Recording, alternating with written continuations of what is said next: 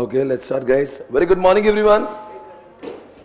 So, guys, we are today. Yesterday we have revised operation mismanagement. कल हमने amalgamation को भी रिवाइज किया.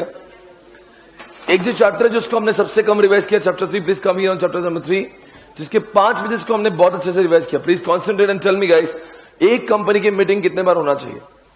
बोर्ड मीटिंग की बात करो, कम से कम 4 मीटिंग होना चाहिए. The gap between 2 meeting should not be more then 120 days. याद आ रहा है कि नहीं आ रहा है? बताएंगे मीटिंग का कोरम कितना होना चाहिए? 1/3 और 2 विच एवर इज हायर.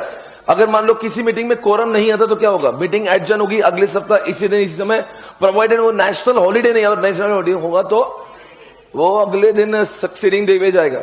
अगला सवाल आपके साथ मेरा बताएंगे दोस्तों, नोटिस कितने दिनों पहले देना चाहिए? 7 डेज. क्या वो शॉर्ट नोटिस हो सकती है? यस, हो सकती है, बट एटलीस्ट 1 तभी इंडिपेंडेंट डायरेक्टर उसमें मौजूद होना चाहिए. और वो भी नहीं आया तो उसने मीटिंग होने के बाद जो रिजोल्यूशन के ऊपर रैटिफाई करना चाहिए उसको बोलते हैं रैटिफिकेशन. मीटिंग दुनिया और रिजोल्यूशन दुनिया में 2 टाइप की होती है. एक, there are 2 type resolution. Number 1 the meeting and number 2 is what? Resolution by circulation. नहीं याद आ रहा है? भूलिए. दुनिया में 2 टाइप की मीटिंग है. मीटिंग में एक बच्चा होता है लाइव मीटिंग, नंबर 2 बच्चा होता है वर्चुअल मीटिंग. कौन से 4 काम है जो वर्चुअल मीटिंग में अलाउड नहीं? नंबर 1 फाइनेंशियल स्टेटमेंट का approval, number 2 board of director का रिपोर्ट का अप्रूवल, ऑडिट रिपोर्ट का अप्रूवल, मर्जर्स एंड एक्विजिशन, ऐसे बड़े बड़े काम होते हैं. वो कहां पे नहीं हो सकते? वर्चुअल मीटिंग में नहीं हो सकते. आपको याद आ रहा है कि नहीं? कुछ आ रहा है? कॉन्सेंट्रेट करेंगे बच्चे लोग, आगे आपके सामने जवाब देंगे. क्या मैं वर्चुअल मीटिंग में जो लोग आना चाहते हैं उनको बोलना जरूरी है कि वो वर्चुअल में आना? हाँ. और साल भर में अगर वो एक बार भी बोल देंगे तो पूरे साल भर में वो बार बार बोलने की जरूरत नहीं है. इसका ये भी एक मतलब है, अगर वो फिजिकल में आना चाहते हैं बाद में, they can attend in physical also. यार रिमेंबर दिस. अब बताओ 31 दिसंबर के दिन 4th मीटिंग थी और वो भी पोस्टपोन हो गई, वो भी एडजन हो गई, तो उसको ऐसा मानेंगे वो इसी साल में हुई है ना? ओके, अगला सवाल ये आपके सामने. दोस्तों बताएंगे मुझे क्या ये भी हो गया. हाँ, आपको बताना है कौन से लोगों के लिए वो अदर कंपनी जिसको 4 मीटिंग की जरूरत नहीं है, they can take only 2 meetings. ये सारे लोग हैं. 1 person company, small company, dormant company. ये 3 कंपनी ऐसी है जिनको 1 कैलेंडर ईयर में केवल 2 मीटिंग की जरूरत है, और हर आधे कैलेंडर ईयर में 1 मीटिंग, दूसरे आधे कैलेंडर ईयर में का 1 मीटिंग होना जरूरी है. ओके, उसके बाद में ये भी हो गया. अच्छा होता, जो बंदा इंटरेस्टेड होता है क्या उसको कोरम में काउंट करना चाहिए? क्या नहीं? जो बंदा वर्चुअल मीटिंग में आया उसको कोरम में काउंट करना चाहिए? हाँ, करना चाहिए. जो इंटरेस्टेड डायरेक्टर्स होते हैं वो कोरम में काउंट नहीं होंगे, वो मीटिंग में बैठेंगे भी. और जहां तक कि प्राइवेट कंपनी का सवाल है, उनके इंटरेस्टेड डायरेक्टर कोरम में बैठ भी सकते हैं, कोरम में काउंट भी हो जाएंगे. अगला सवाल, रिजोल्यूशन बाय सर्कुलेशन मतलब होता क्या है? जहां पे मीटिंग होती कि नहीं होती? नहीं होती. हम लोग रिजोल्यूशन पास करवाएंगे बाय सेंडिंग सम नोट्स, और उसका रिप्लाई नोट्स पे आएगा. मीटिंग होने की जरूरत ही नहीं है. कितने लोगों ने अपोज करना चाहिए रिजोल्यूशन बाय सर्कुलेशन में? 1/3 लोगों ने अगर अपोज कर दिया तो फिर वो मीटिंग रिजोल्यूशन बाय सर्कुलेशन से नहीं होगी. उसके लिए प्रॉपरली वो रिजोल्यूशन मीटिंग में ही पास होगा. तो दुनिया में 2 टाइप की रिजोल्यूशन है. एक तो रिजोल्यूशन होता है मीटिंग के अंदर, एक तो होता है किसके अंदर? Resolution by circulation section number 175 के हिसाब से. कितने लोगों ने अपोज करना चाहिए? 1/3. तो फिर वो रिजोल्यूशन जो है ना वो मीटिंग में ही पास होगा. It will not be passed in किसमें? रिजोल्यूशन बाय सर्कुलेशन में. चलो एक सवाल और पूछता हूं, क्या लिखा है ये? अगर सपोज जिस डायरेक्टर को अपॉइंट किया था वो डायरेक्टर बाद में मालूम चला, for example he was appointed in January, in the month of June we have identified कि वो इंसान डिस्क्वालिफाइड है, स्टिल इट वाज अपॉइंटेड. तो whatever work he has done from January to June it will remain valid, but he is still working after June also, it will become invalid. ये हो गया 176. सारी चीजें खत्म हो गई. अच्छा बताओ, नोटिस किसको देना चाहिए? ऑल इंडिया में है वो, फॉरेन डायरेक्टर को, interested director, alternate director. Sir notice सबको देना चाहिए. What will happen if the notice is not given? सारे भी ट्रांजैक्शन जो भी it will remain void, it will become valid, it will become void. अच्छा एक सवाल मैं पूछना चाहता हूं, अगर हम लोग वर्चुअल मीटिंग लेते हैं तो कौन से कंडीशंस को फॉलो करना जरूरी है? जब भी आप नोटिस भेजेंगे तो नोटिस में लिखना चाहिए कि if you want to opt this option, कौन सा, तो वो कर सकते हैं। जिस बंदे को अपॉइंट अटेंड करना है उसको भी इन्फॉर्म करना जरूरी है कि मैं वर्चुअल में आना चाहता हूं। What ever transaction will happen during virtual meeting it will remain confidential. That person should always sit in isolation. Chairperson और सेक्रेटरी ने पहले चेक करना चाहिए कि आवाज सबको आ रही है, सुनाई सबको दे रहा है, सबको दिखाई दे रहा है, वो सारी बातें होती है। ठीक है, अब आगे बढ़ेंगे। 177, 178, do you remember all the committees? Can you please tell me the names of 4 committees? One is what? एक होती है CSR कमेटी जो यहां पे है नहीं, एक होती है ऑडिट कमेटी, नंबर दूसरी NRC and number 3 SRC। NRC का लॉन्ग फॉर्म है नॉमिनेशन एंड रेम्युनरेशन और SRC stakeholders relationship committee. Can you please tell me audit committee क्या कॉन्सेप्ट है? Audit committee is introduced for 2 different objective. Number 1, ताकि वो auditor से coordinate करे, auditor का स्कोप डिफाइन करे, और दूसरी बात हमारी ऑर्गेनाइजेशन का इंटरनल कंट्रोल लाए। ऑडिट कमेटी कौन से कंपनीज को एप्लीकेबल है? All the listed companies and number 2 unlisted के लिए 10 करोड़ 50 करोड़। 10 करोड़ कौन सा है? Paid up capital, 50 crore borrowing and 100 crore swap. तीनों में से कोई भी एक कंडीशन फुलफिल होने पर उस कंपनी में ऑडिट कमेटी की जरूरत होती है। ऑडिट कमेटी में कम से कम 3 लोग होना चाहिए, उसके मेजॉरिटी लोग जो है वो इंडिपेंडेंट डायरेक्टर होना चाहिए, and the person who is getting appointed in what this audit committee shall be always what should have the knowledge of balance sheet. बराबर है? ओके। आपसे एक सवाल पूछेंगे, ऑडिट कमेटी और एनआरसी क्या दोनों का एप्लीकेबिलिटी सेम है? जी हाँ है। बताएंगे वापस से वंस अगेन। एनआरसी का applicability all the listed companies and जो unlisted company 10 crore 50 crore 100 crore. What is 10 crore? Paid up capital, 50 crore borrowing and 100 crore turnover. तीनों में से कोई भी एक कंडीशन फुलफिल होती है, वहां पे एनआरसी की जरूरत होती है। What is the role of NRC in the organisation? ये वो लोग हैं जो ऑर्गेनाइजेशन में क्या करते हैं, डायरेक्टर्स जो होने वाले उनको नॉमिनेट करते हैं, ना कि सिर्फ नॉमिनेट करते हैं, उनकी सैलरी कितनी होना चाहिए, फिक्स कितना होना चाहिए, इंसेंटिव कितना होना चाहिए, कौन से डायरेक्टर्स को निकाल देना चाहिए, ये सारे काम कौन करता है? एनआरसी करता है। एनआरसी के अंदर कम से कम कितने लोग होना चाहिए? 3 लोग होना चाहिए, और उसके 50% या 50% से ज्यादा लोग जो है वो इंडिपेंडेंट डायरेक्टर। यहां पे 50% भी चलेगा, ओके फाइन। और जो बंदा उसमें है वो इसमें नहीं हो सकता। Chairperson of the organisation cannot be the chairperson of the NRC. What is the role of stakeholders relationship committee? जो लोग को रोना होता है, जो लोग कौन से होते हैं? डिबेंचर होल्डर्स होते हैं, बॉन्ड होल्डर्स होते हैं, शेयर होल्डर्स होते हैं, सिक्योरिटी होल्डर्स होते हैं। अगर इनकी संख्या 1000 से ज्यादा अगर होगी किसी कंपनी में, तो उस कंपनी में आपको लाना पड़ेगा stakeholders relationship committee which will solve the problems of what? All these security holders, right? याद है? उसके बाद में हमने पढ़ा था what is the meaning of vigil। Vigil का काम क्या है? ऑर्गेनाइजेशन के जितने भी डायरेक्टर्स होंगे, जितने भी एम्प्लॉयज होंगे, उनके कुछ ग्रीवेंसेस होंगे, तो वो लोग विजिल के पास जाएंगे। जनरली विजिल को मैनेज कौन करता है? जो ऑडिट कमेटी होती है। पर जिस ऑर्गेनाइजेशन में ऑडिट कमेटी नहीं होती, वहां पे कौन मैनेज करता है? यस, इस सारी बातें हमने करी। पर बताएंगे, एक जवाब देना है आपको मुझे। What is the role of audit committee? What is the role of role नहीं बोल रहा मैं, और विजिल का एप्लीकेबिलिटी क्या है? विजिल किसको applicable? All the listed companies, और जिसने 1 रुपए का भी डिपॉजिट पब्लिक से लिया होगा, और जिसकी बोरिंग 50 करोड़ से ज्यादा होगी। याद रखना, ये आपको पता नहीं है, याद नहीं आ रहा। Number 1 once again, all the listed companies. Number 2, एक तो सारी लिस्टेड कंपनी जिसका बोरिंग पब्लिक से 1 रुपए का भी होगा, पब्लिक डिपॉजिट। एंड नंबर 3, अगर बोरिंग जो फाइनेंशियल इंस्टीट्यूशन से होता है, if it is crossing 50 crore, तो उस केस में यहां पे क्या लगेगा? विजिल। और विजिल को मैनेज कौन करता है? और ऑडिट कमेटी ना हो तो? Next page 179 180। बताओ क्या होता है 179 180? Power of the board. देखो भाई, रिवीजन करना जरूरी है, आप कॉन्सेंट्रेट करो। ये आपके लिए चल रहा है, मेरे शौक के लिए तो चल रहा नहीं। So whenever I take the revision, you should be involve equally. Come on everybody, come on. आपको सब याद होना चाहिए। जिस दिन लॉ का आखिरी दिन होगा, उस दिन सारे चैप्टर्स में रिवाइज कराऊंगा, और आपको सब आना चाहिए। ठीक है? ऐसा नहीं कि जो चैप्टर हम लोग कर रहे वही जा रहे हैं। ये कभी भी मैं कोई भी चैप्टर पूछ सकता हूं, आपको आना चाहिए। आना चाहिए कि नहीं आना चाहिए? हाँ, चलो देखते हो। चैप्टर 1 से कुछ पूछोगे? स्मॉल शेयर होल्डर डायरेक्टर कितने साल के लिए अपॉइंट होता है? हाँ, पक्का? वो उसी कंपनी में वापस अपॉइंट हो सकता है? नहीं हो सकता? वो दूसरे कंपनी में काम कर सकता है क्या? पर वो कौन नहीं होना चाहिए? क्या नहीं होना चाहिए? कॉम्पिटिटर नहीं होना चाहिए। अच्छा है, याद आ रहा है कोई? चलो बताओ। 153 में हम लोग अप्लाई करते हैं डिन के लिए। डिन कौन से सेक्शन में मिलता है? 53 में अप्लाई करेंगे। कहां पे मिलेगा? क्या एक इंसान एक से ज्यादा डिन होल्ड कर सकता है? नहीं होल्ड कर सकता है। डायरेक्टर बनने के लिए कितने लाख रुपए का चेक देना पड़ेगा? 1 लाख। और निधि कंपनी के केस में 10,000। याद है आपको? ऑल्टरनेट डायरेक्टर किसको बोलते हैं?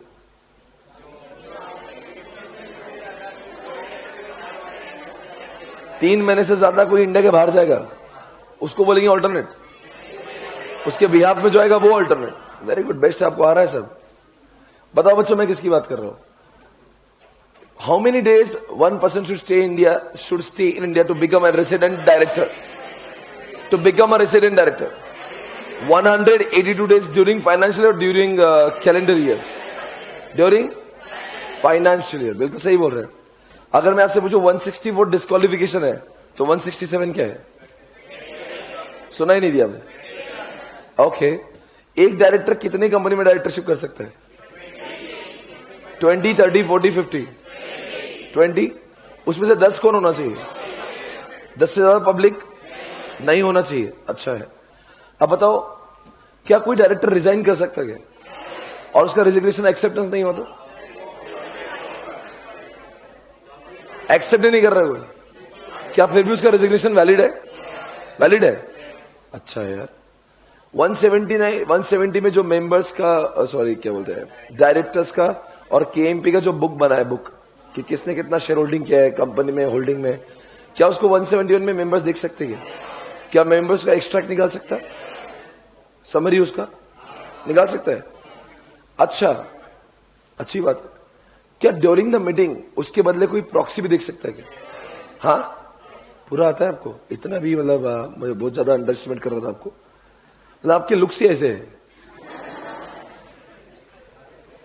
मतलब आया था भी वैसा देखने का, नहीं आया था वैसा। मतलब हर एक आदमी का एटीट्यूड है, तुम्हारा एटीट्यूड है वो कि मतलब ठीक है, शो ऑफ नहीं करते आप लोग, है ना?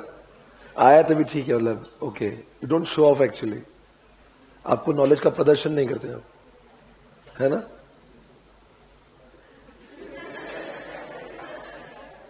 चलो, ऐसा अगर चैप्टर 2 का जवाब दिया तो मैं मान जाऊंगा कि सच में नॉलेजेबल है।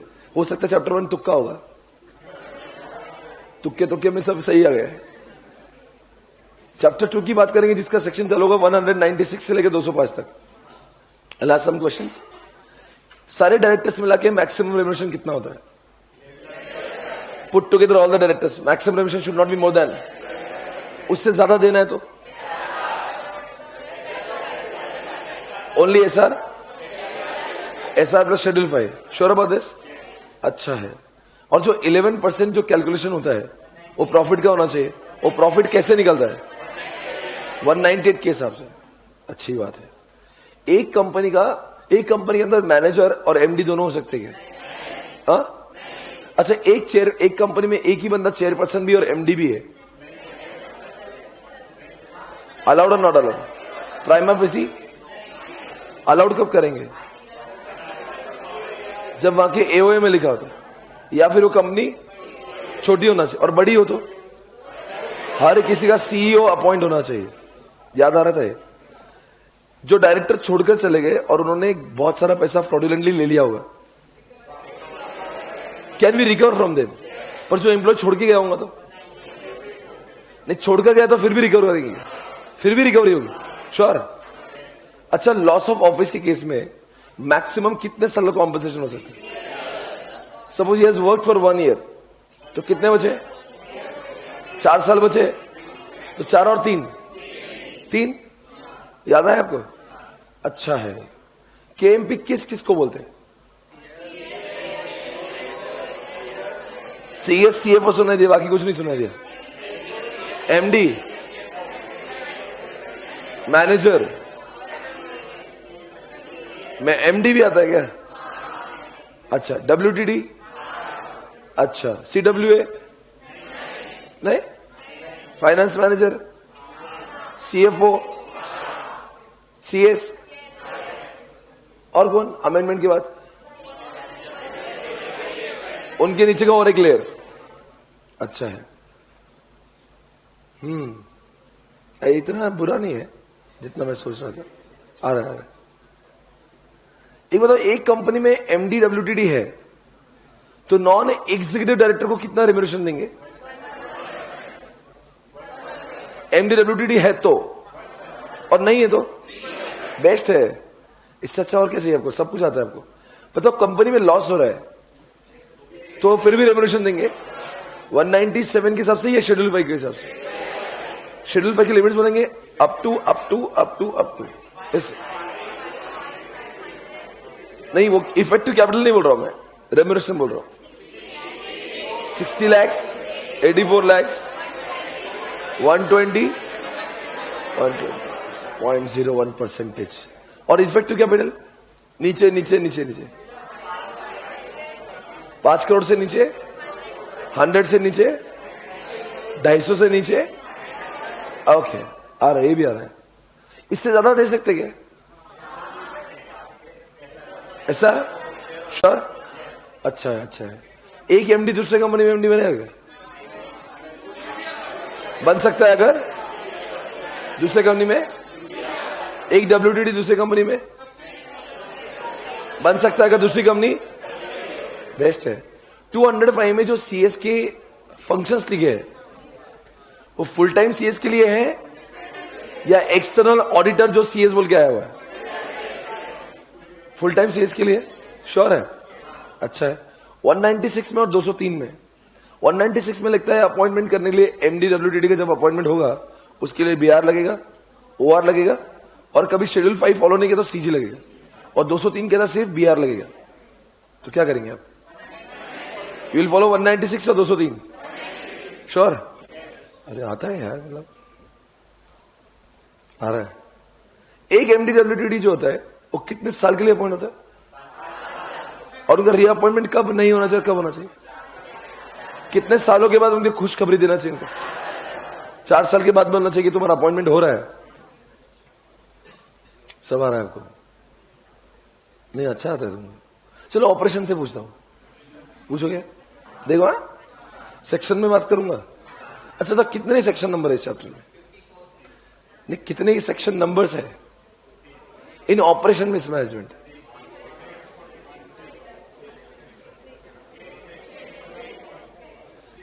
हो गया आपका हिसाब लगा के? कितना जने? हाँ, 6? 41 से लेके श्योर 6 सेक्शंस ओनली। पूरे चैप्टर में से 6 सेक्शन है। आपका जवाब सही है। ओके गाइस, कितने लोग होना चाहिए अप्लाई करने के लिए? ऐसा कौन से सेक्शन में लिखा हुआ है? और मैटर्स कौन से होना चाहिए? अप्लाई किसको करेंगे, किसको करेंगे, और एनसीएलटी पावर्स कौन सी यूज करेगा? अगर किसी डायरेक्टर को निकाल दे तो वापस लेंगे उसको? कितने साल तक नहीं लेंगे? कॉम्पेंसेशन देंगे? ऐसा कौन सा सेक्शन बोल रहा है? ओहो हो, पूरे सेक्शन नंबर के साथ में है। मीटर गुल बत्ती चालू, सब लोग एक साथ में काम करेंगे। Instead of fighting alone, you all can come United, you can fight together. कौन सा सेक्शन है? अच्छा है, अच्छा है। बताएंगे दोस्तों कि कंपनी के लोग जो है 244 में अप्लाई करें। 244 इतने लोग होना जरूरी है। तो उसके 2 बच्चे, company having share capital, company not having share capital. Not having share capital के लोग कितने? 1/5 ऑफ द मेंबर्स। अरे यार, आपको सच में आ रहा है लोग? नहीं नहीं, लुक्स में ही प्रॉब्लम है, बाकी कुछ टेंशन नहीं है। कोई बात नहीं, आप कैसे भी देखो मेरे पास में। अब वो गुस्से से देखना है, जैसा देखना है। नहीं, मुझे कंफ्यूजन हो रहा है, तुमको कुछ आता ही नहीं। ऐसे बैठते ना, आप देखते हैं, बोल भाई बोल, तो मैं समझ गया आप देखते हो, सिर्फ वो ऐसा बॉडी में ले रहे हैं उसको। वो आपका देखने का स्टाइल ही वैसा है। Okay, company having share capital में कितने लोग अप्लाई करेंगे? मेंबर्स 100 क्या 10? 100 और 1/10 ऑफ मेंबर और 1/10, और कुछ भी तीनों में से अप्लाई किया तो हो जाएगा। डिपॉजिटर्स को अगर अप्लाई करना है, मैं सवाल तो सोचेंगे 244 में अप्लाई करेंगे या 245 में? 44 है 45? मतलब डिपॉजिटर्स वाला क्वेश्चन एग्जामिनेशन में आया तो उसको रास्ता होता है ना 245 का। 244 में मत लेना उसको, उसके इसमें एक ही ऑप्शन है, पर मेंबर्स के इसमें 2 ऑप्शन है। अच्छी बात है। आपसे मैं एक सवाल पूछू क्या? अच्छा, 241 में अगर मेंबर्स 244 के अप्लाई नहीं किए तो क्या 241(2) के हिसाब से सीजी भी अप्लाई कर सकते हैं? कर सकते हैं। अच्छा, 241 के दो मुद्दे कौन से हैं? 244 वाले लोग हैं, पर क्या मैटर होना चाहिए? मैटर ए और बी ऐसा था ना अपना बड़ा, क्या था उसमें कि कुछ तो ऐसा होना चाहिए जो कंपनी में which is a prejudicial to the interest of members, या कंपनी या पब्लिक, या फिर वो बी वाला पॉइंट सुनना था मुझे, या फिर क्या हुआ, कुछ तो मटेरियल कुछ बोल रहा है, क्या मटेरियल? कुछ तो मटेरियल चेंज हुआ, किसमें? डायरेक्टर्स में या फिर और डिबेंचर होल्डर्स में? उनका मटेरियल चेंज नहीं माना जाता। अच्छा, और इनमें चेंज हुआ, और इन्होंने मान लो एग्जांपल कुछ किया नहीं, करने वाले होंगे फ्यूचर में, इन्होंने कुछ गलत किया नहीं, कर सकते हैं, तो क्या फिर भी अप्लाई करेंगे? गलत किया नहीं है फिर भी। अच्छा, कोई कंपनी इलीगल काम करती है, दारू बेचती है, क्या इसको ऑपरेशन माना जाएगा? कब मानेंगे ऑपरेशन? इसको तभी ऑपरेशन मानते हैं जब अगर वो सच में ऑपरेसिव कुछ होगा, अदरवाइज इलीगल चीजों को ऑपरेशन नहीं मानते। सबको नोटिस मिली, किसी एक को नहीं मिली। अच्छा है। मैं एक बात पूछूं, जब अप्लाई करने वाले लोग होंगे और एक शेयर 10 लोगों के नाम पे है, एक मानेंगे उसको, 10 मानेंगे? Only one, it should be considered as one. मुझे मानो कि इतनी खुशी हो रही है आपको सवाल पूछते हुए, मुझे आज पहली बार लग रहा है मैंने बहुत भारी पड़ा है, ठीक है ना? अच्छा, तो पाटलिपेटम में नहीं कर सकते आप लोग? क्या बात है। जिसके में डिक्री है, शेयर वारंट है, अच्छा लीगल हेयर है, जिसका नाम रजिस्टर में नहीं है, नहीं कर सकता? अरे ऐसा कैसे होगा? अच्छा बताओ, कोई कंपनी डिविडेंड दे रही नहीं, तो उसको ऑपरेशन मानेगी क्या? नहीं। अच्छा, अच्छा, कुछ चीज दुनिया में ऑपरेशन होती है, कुछ मिसमैनेजमेंट होती है। ये चैप्टर किसके लिए बना हुआ है? दोनों के। फॉस वर्सेस हर्बोटल में हुआ क्या था? नहीं, ऑपरेशन वो ठीक है, पर हुआ क्या था?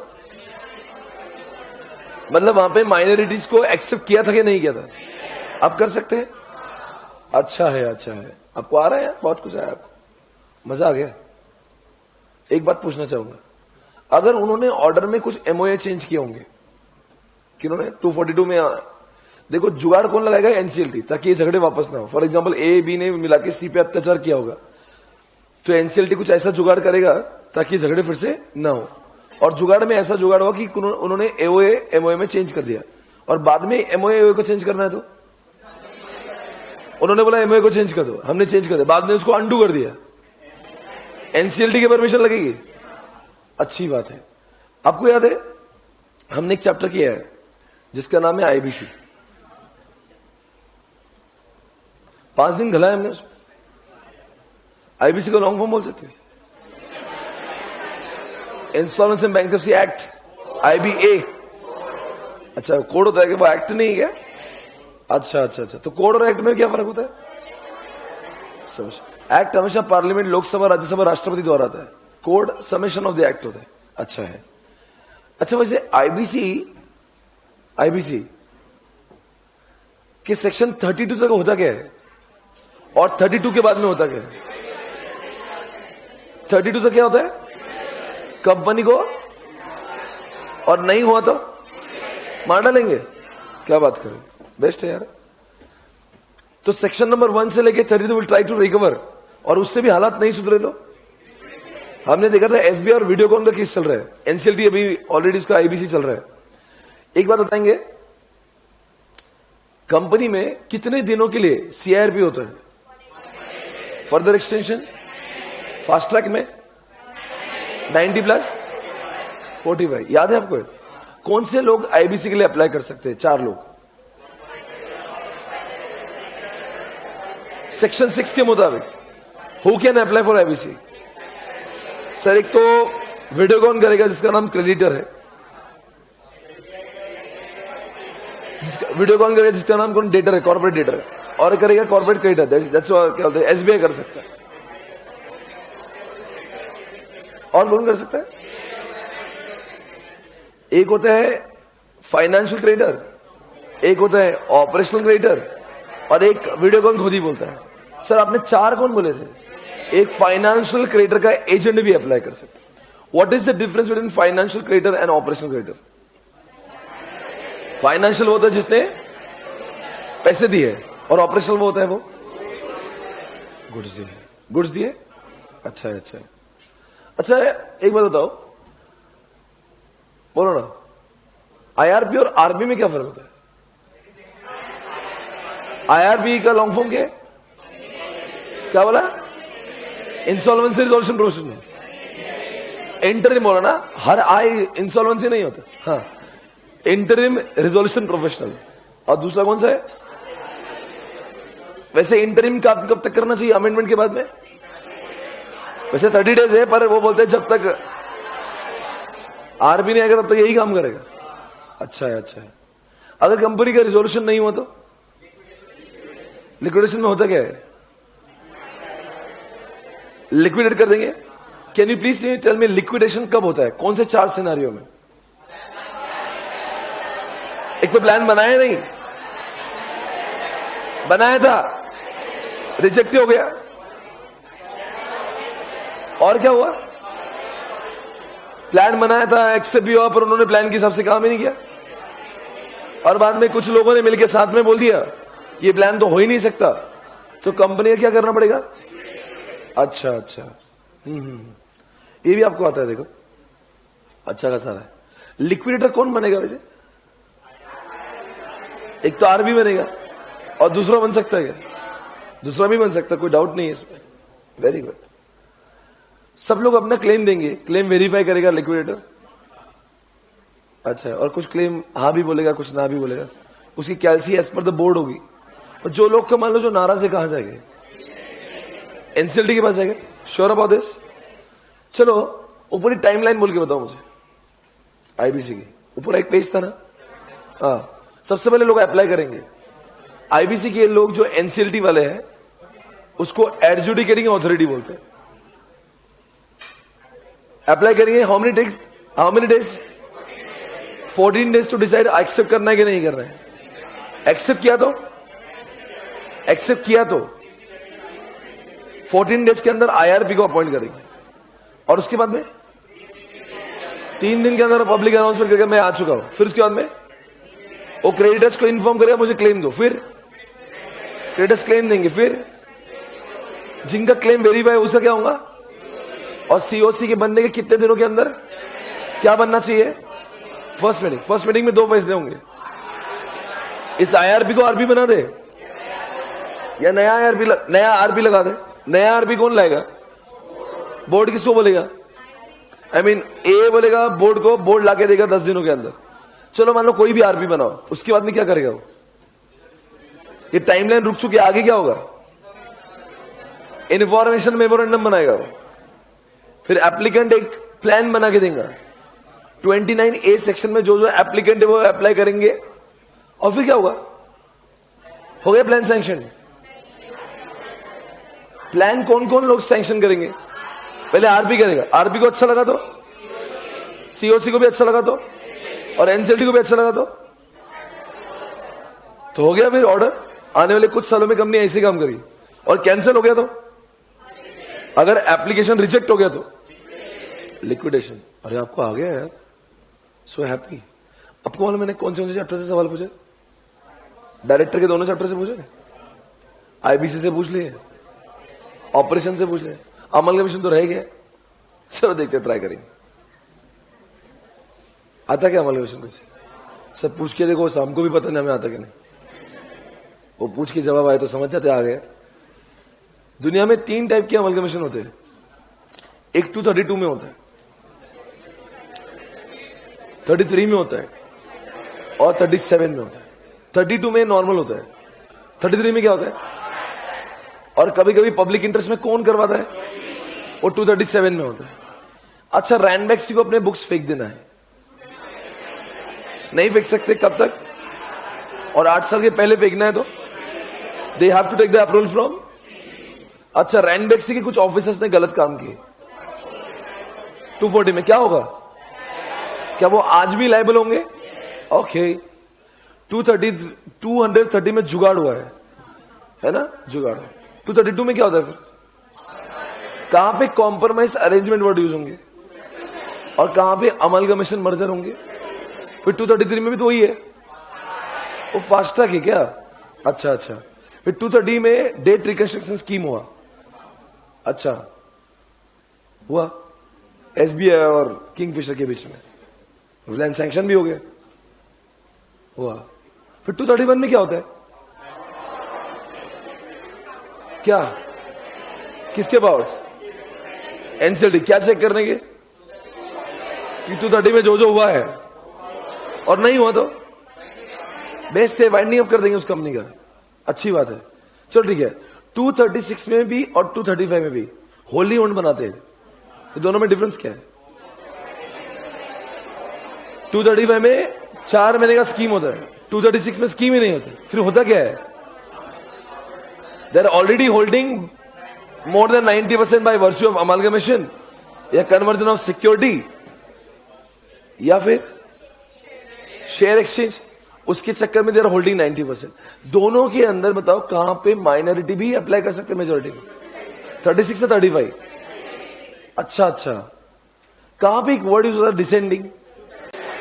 कहां पे वर्ड डिसेंटिंग यूज होता है? 35 में। 35 को बोल सकते हैं। 4 महीने के अंदर कितने लोगों ने हाँ बोलना चाहिए? और हाँ बोला तो समझो 92% लोगों ने हाँ बोल दिया।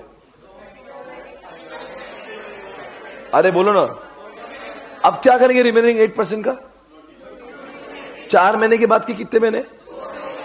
और फिर उनको एक्वायर कर लेंगे, और उनको अगर प्रॉब्लम है तो किसको? और एनसीएलटी ने अगर अमिताभ के फेवर में दिया तो, और नहीं दिया तो? अच्छा अच्छा। 235 में और 238 में कुछ कनेक्शन है क्या? कुछ तो लोग आरओसी आरओसी बोल रहे हैं। क्या आरओसी? NOC from ROC. किस बात के लिए? कि मेरे पास कैश अवेलेबल है, मैं लोगों के पैसे डुबाऊंगा नहीं मैं। अच्छा अच्छा अच्छा। फिरंगियों से शादी करना है, विच सेक्शन? 234। क्या करता है वो? मतलब फिर 232 नहीं लगेगा? वो भी लगेगा। पहले परमिशन और आरबीआई ने हाँ बोल दिया तो फिर 232, 34 भी और 32 भी? नहीं नहीं, ऐसा नहीं होगा। अच्छा, ऐसा ही है क्या? अच्छा है, अच्छा है। खुशी हो रही है मुझे देख के आपका प्रोग्रेस एंड नॉलेज। और जब इंसान को अनएक्सपेक्टेडली बहुत मिलता है ना, specially I was not expecting much. मुझे लगता है आके सिर्फ मॉर्निंग में माहौल बना दिया आप यहाँ पे। जब कभी एक्सपेक्टेशन नहीं होती ना किसी और का परफॉर्म करता है ना, तो बहुत मजा आती है। आज मुझे बहुत मजा आ रही है। 237 में मालूम है शादी करेंगे दीपिका पादुकोण की और रणवीर की, याद है? वो क्या होती है? चौधरी शादी करवाएगा। और अगर मान लो शादी कंपलसरी है या प्रपोज्ड है, सबको नोटिस भेजेंगे, उसमें से कुछ लोग रोएंगे रणबीर कपूर जैसे, क्या करेंगे वो? अच्छा, और जब तक अपील का रिजल्ट ना आए तब तक हो जाएगा विवाह? हो जाएगा? नहीं होगा, तब तक पेंडिंग रखेंगे। चलो सारे सेक्शन नंबर बोल दे अमल कमीशन के। 230, 31 powers of tribunal to check, 32, 33 fast, 34 foreign, 35 Amitabh Rekha, 36 again holy one but by virtue of वो सब, 37 अमालगमेशन इन किसको पावर है? CG, 38 NOC from ROC, 39 dispose books of accounts, 240 241 chapter change. नहीं मतलब क्या? नहीं मतलब क्या वे? वो किधर है? वो क्या है ये? चैप्टर चेंज होता तो सेक्शन सूझता नहीं क्या? सर ऐसा थोड़ी ना है, गलत किया। ऐसा मत खेलो, पूरा प्लानिंग से खेलना चाहिए। बीच में अब पूरा हमारा दिमाग सेट करना पड़ता। अब बेटा ट्रैक चेंज करो, ऑपरेशन मिसमैनेजमेंट, ठीक है ना। देखो ट्रैक चेंज हुआ, हाँ। कितने लोग होना चाहिए, कौन से सेक्शन में लिखे होते हैं? अच्छा ऐसा बोलो तो आता बराबर, ऐसा बीच में नहीं आता, ऐसे कैसे आएंगे 241? कौन से सेक्शन के मुद्दे होना चाहिए? अच्छा, फिर 241 में 241 नहीं आता था क्या? 244 के अंदर 241 आया, तो 241 में डायरेक्ट 241, वो बोलता नहीं ये सेक्शन नहीं है, कहां से नहीं है। 244 कितने लोग हैं 241 में अप्लाई करते हैं, और 242 क्या है? पावर। और कुछ लोग को निकाल दिया तो उनको कॉम्पेंसेशन नहीं मिलेगा, ऐसा कौन बोल रहा है? और क्लास सेक्शन, ऑसम, मजा आ गया यार, आज फील हो रहा है मुझे कि आप सभी को बहुत आता है। I am really so proud of you. Are you feeling good? कितना परसेंटेज आ रहा था वैसे? 70 अब आ रहा था क्या? मतलब आ रहा है ना अपने को 70%, 80% आ रहा है ना, मतलब बहुत आ रहा है। पास होंगे हम, डोंट वरी। इसलिए जो हो रहा है ना, इसलिए हम लोग रिवाइज करते हैं और रिवाइज करेंगे, रिवाइज करते रहेंगे। आपका सपोर्ट जरूरी है। क्लास सिर्फ मेरे साइड से खत्म नहीं होना चाहिए, आपके साइड से भी होना चाहिए। अगर आप पूछेंगे सर क्लास कब खत्म हो जाएंगी, तो मैं कहूंगा क्लास 25 जुलाई से पहले खत्म हो जाएगी, ठीक है ना। आज की तारीख क्या है? तो लास्ट के जितने भी दिन बचे इस क्लास के, रेगुलरली क्लास आए। और सबसे इंपॉर्टेंट, जब क्लास में बैठे हैं तो रिवीजन इज्जत से करें, है ना। रिवीजन बराबर करें। इस क्लास में एक बार एक आध दिन कॉन्सेप्ट नहीं पढ़ा तो चलेगा, पर कॉन्सेप्ट के रिवीजन को जरूर बैठिए। Revision is very important as long as theory subject is concerned, है ना। आपको एग्जामिनेशन में पूरा याद आएगा। पूरा इंडिया एग्जामिनेशन के पहले टेंशन में होता है कि लॉ को रिवाइज कैसे करें, और जो अपने स्टूडेंट होते हैं सिर्फ चार्ट बुक लेके बैठते पूरा रिवाइज हो जाता है। बिकॉज इतनी चार्ट बुक में सब कुछ है, पूरा संसार ब्रह्मांड इसके अंदर है। और इस चार्ट बुक को समझने के लिए पहले बाइबल पढ़ना जरूरी है। अब कुछ लोग क्या करते हैं, जो मेरी क्लास लेते नहीं है, वो डायरेक्ट चार्ट बुक खरीदते हैं, फिर बोलते हैं चलो चार्ट बुक से कर लेंगे। वो चार्ट बुक को पहले आपको फैमिलियर होना पड़ता है। वो डायरेक्टली चार्ट बुक नहीं समझेगा आपको, मतलब उसको पहले एक आपको ट्यूनिंग आना चाहिए, पहले पढ़ना पड़ेगा, फिर तो सारे लोग यही पढ़ लेंगे। फिर हम लोग भी मेन बुक पढ़ना बंद कर दे। मेन बुक पढ़ने के बाद में वो चार्ट्स का मजा है। और चार्ट्स में 4 चांद तब लग जाते हैं जब यूट्यूब के वीडियो के साथ में चार्ट सामने खुल जाता है। तो 6 से 8 घंटों में पूरा चार्ट बुक रिवाइज हो जाता है। पर आपने तो अब तक यूट्यूब का एक लेक्चर देखा ही नहीं है। कितने बार बोला मैंने, देखा क्या? एक स्टूडेंट है, दिल्ली का है, वो बोलता सर मैंने क्या कर लिया, उसने कुछ बहुत 78 स्कोर किया था उसने। तो मैंने पूछा तूने क्लास तो किया है, बाकी लोग भी क्लास करते हैं, पर लोगों का एवरेज स्कोर आता है 50, 55, 60 ऐसा स्कोर आता है, 65 वगैरह आता है, तुम्हारा 78 कैसे आया? तो पूना में भी आया था वो स्टूडेंट, और मैंने उसको लाइव इंटरव्यू में पूछा था। बोलता सर मैंने यही काम किया, दिल्ली में मेट्रो चलती है, मेट्रो चालू हुआ, आपका ऑडियो चालू करता था मैं। तो दिल्ली में कैसा होता है ना कि ऐसे ट्रैवलिंग में बहुत टाइम लगता है, 1 घंटा 1.5 घंटा। तो सर मैंने कभी ट्रैवलिंग में टाइम वेस्ट ही नहीं किया, आपका वीडियो ऑडियो लगाया, और लॉ बोलता मुझे रट गया था पूरा। तो पूरे सेक्शन बाय हार्ट थे उसको, सेक्शन के सर आप अगली बार में क्या डायलॉग बोलने वाला वो भी मुझे मालूम है। वो पूरे 10 घंटे का 8 घंटे का जो वीडियो ना वो रट गया था उसको। उसे इतने बार सुना होगा मुझे भी नहीं पता, डाउनलोडेड था वो उसके पास में, यूट्यूब से देखता नहीं था, कभी भी ऑन कर दो उसको ऑफलाइन मोड पे, कितने बार देखा होगा उसने। इसको बोलते हैं यूटिलाइजेशन ऑफ टाइम। और उसकी वजह से उसका ग्रुप भी निकल गया, मतलब ग्रुप निकला मतलब रैंक में ना आ गया, इतना स्कोर आ गया ना 78, तो पूरा उसका एकदम से स्कोर हाई हो गया। तो आप सोचो अगर आपने भी 75 स्कोर कर लिया लॉ में, तो just have to score 125 in other 3 subject, तो आपका ग्रुप 1 निकल जाएगा आराम से। और 75 अब की बार आएगा, बिकॉज 30 मार्क के एमसीक्यूज है। आप लोग को बहुत अच्छा स्कोर आएगा अगर आपको जो मैं पढ़ा रहा हूं ना वो चीजें रिटेन्ड हो गए। Retained, the word retention is very important. और ये रिटेंशन तब काम में आता है एग्जामिनेशन के 3 घंटों में आपके बॉडी से शब्द निकलते, और तभी होगा जब आप यूट्यूब के लेक्चर्स और इस चार्ट को बारंबार पढ़ते रहेंगे। इसलिए बच्चों सक्सेस का एक ही राज है, सिर्फ क्लास में बैठना नहीं, क्लास के अंदर बैठना तो है, साथ साथ में यूट्यूब और चार्ट, इसका फ्रीक्वेंसी ज्यादा होना चाहिए, बहुत फ्रीक्वेंसी। अब बहुत जगह पे आप टाइम पास करते हो तो यूज कर लो ना उसको, फ्री में है वो, कुछ भी नहीं करना उसको तो। और इस चार्ट का सॉफ्ट कॉपी चाहिए तो वो भी इस पे है मेरी वेबसाइट पर, सब तो चीजें आपके लिए रखी है। बोलो बच्चों 179 क्या है? कम ऑन जल्दी से बताएंगे। पावर ऑफ द बोर्ड क्या होता है? जल्दी बोलो भाई, पावर ऑफ द बोर्ड। और 180 क्या है? Restriction to the power of the board. 179 और 180 में फर्क क्या हुआ? 179 talks about the power of the board. CBSE का फालतू बच्चा लड़कियों पे बिल उड़ाता है, मम्मी डांटती है और ऑडिटर पी के बजाता है। ये सारे काम बोर्ड ऑफ डायरेक्टर कर सकते हैं। ये सारे काम बोर्ड ऑफ डायरेक्टर के बगैर होते ही नहीं। एक डायरेक्टर के साथ या सारे डायरेक्टर लगेंगे, मतलब बोर्ड रिजोल्यूशन लगेगा। वो भी बोर्ड मीटिंग चाहिए, रिजोल्यूशन बाय सर्कुलेशन चाहिए। और इस तरीके BRM BM लिखते हैं उसको। बताएंगे CBSE, C for what? Come on guys. Call money, B for what?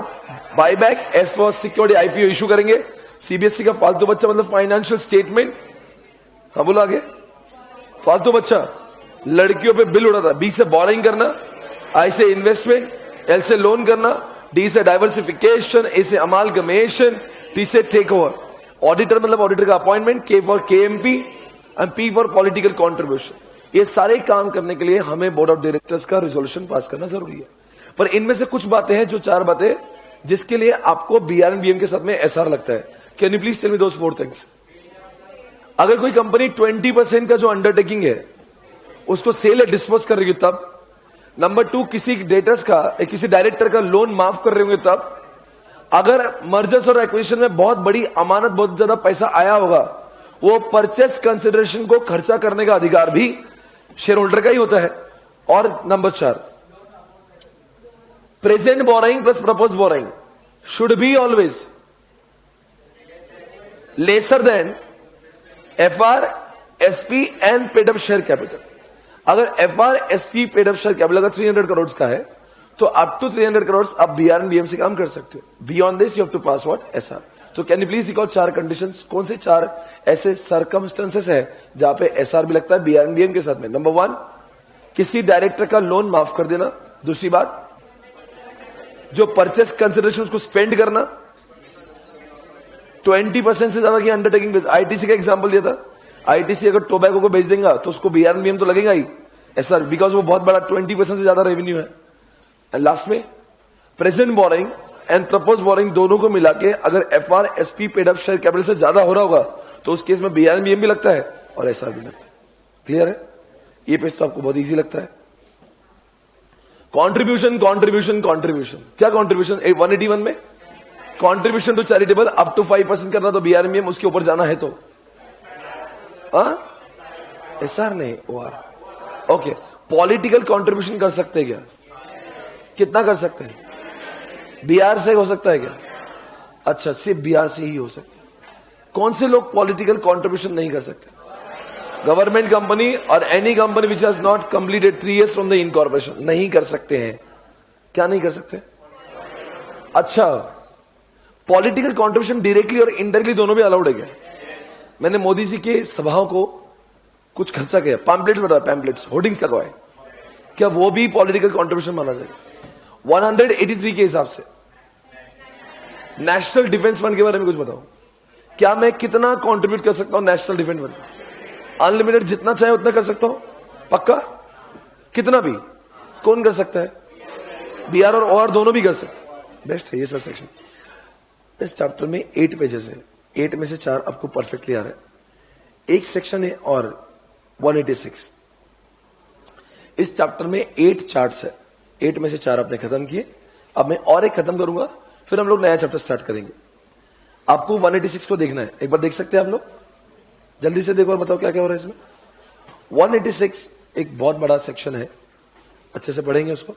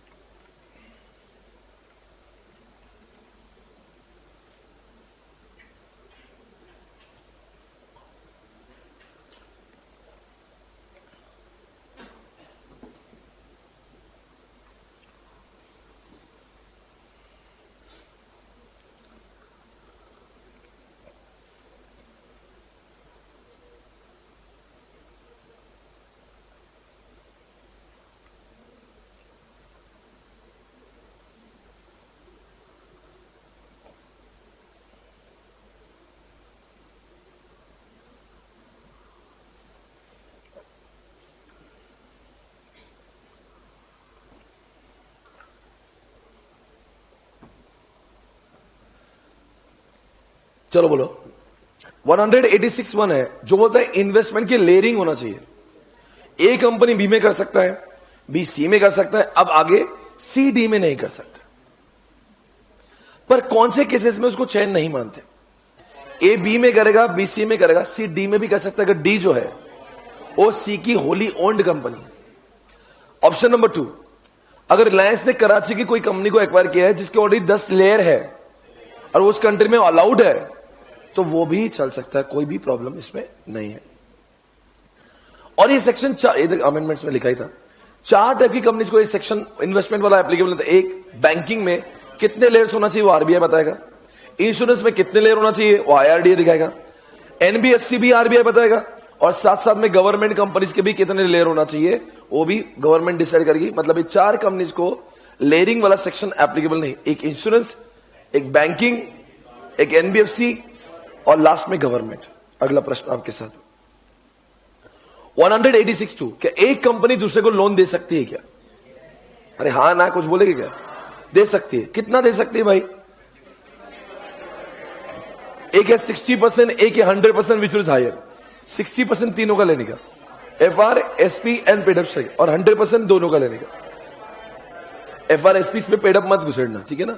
दोनों में से जो अमाउंट हायर है, फॉर एग्जांपल अमाउंट है 200 करोड़, तो क्या होना चाहिए? अप टू 200 करोड़ हम लोग देंगे पैसे। हाँ दे सकते, तो कितना कैसे देंगे? यूबीआर से देंगे, यूबीआर से देंगे। और इसके ऊपर जाना है तो आपको एसआर पास करना होगा। यूबीआर से करेंगे 200 करोड़ तक, और उसके ऊपर जाएगा तो you are suppose to pass UBR plus SR. अच्छा है, पर बात यहां तक खत्म नहीं होती। आपने फाइनेंशियल इंस्टीट्यूशन से भी पूछना जरूरी है। अगर आप 200 करोड़ के अंदर का दे रहे हो, मतलब आपका 200 करोड़ का हायर लिमिट है और उसके अंदर दे रहे हो, तो मतलब लिमिट के अंदर दे रहे हो, और आपने कभी भी जिन लोगों से पैसा ले उनका डिफॉल्ट नहीं किया हुआ है, तो पूछने की जरूरत क्या है? अगर विद इन द लिमिट है, सॉरी बियॉन्ड द लिमिट है, और भले ही डिफॉल्ट नहीं किया है, बियॉन्ड द लिमिट है, डिफॉल्ट नहीं किया है, तो फिर भी पूछना पड़ेगा, बिकॉज आप लिमिट क्रॉस कर रहे हो। तो आपने क्या किया? बैंक से पैसे ला रहे हो और इधर दे रहे हो, तो ऐसे समय पे अगर 200 करोड़ का क्रॉस हो रहा होगा अमाउंट, तो आपको किसको पूछना पड़ेगा? Financial institution. चलो विद इन द लिमिट है और आपने डिफॉल्ट किया है, सर डिफॉल्ट की केस में तो झक मार के पूछना ही है। डिफॉल्ट में तो ऑप्शन ही नहीं है। डिफॉल्ट हुआ, चाहे लिमिट के अंदर कर रहे होंगे, चाहे 200 करोड़ से अंदर की करो या 200 करोड़ की बाहर की करो, आपको फाइनेंशियल इंस्टीट्यूशन से पूछना जरूरी है। यानी कि 3 जगह पे एफआई की परमिशन की जरूरत है। एक, जब भी डिफॉल्ट करेंगे, चाहे लिमिट के अंदर हो चाहे लिमिट के बाहर हो, और लिमिट के बियॉन्ड गए और भले ही डिफॉल्ट नहीं किया है, फिर भी पूछना पड़ेगा। कौन से एक कंडीशन में नहीं पूछना पड़ता? कौन से कंडीशन में नहीं पूछना पड़ता? लिमिट के अंदर है और डिफॉल्ट भी नहीं किया, तो दोनों बातें बहुत फेवरेबल है। लिमिट के अंदर भी कर रहे हैं, डिफॉल्ट भी नहीं कर रहे, तो फिर आपको एफआई को पूछने की जरूरत नहीं। ये क्वेश्चन जो पूछा गया था एग्जामिनेशन में, इट वाज नवंबर 2018, ये क्वेश्चन पूछा गया था एफआई के बारे में। कब पूछते हैं, क्या प्रोसीजर होती है? आपको एक सवाल पूछता हूं मैं, आप जब 200 करोड़ तक का लोन देंगे तो क्या कोई एक रजिस्टर होना चाहिए जहां पे सब मेंटेन होना चाहिए? उसका नाम क्या है? उस रजिस्टर का MBP2। जब भी हम लोग किसी कंपनी में लोन देंगे, गारंटी देंगे या सिक्योर देंगे, वो एल है कि LGS है?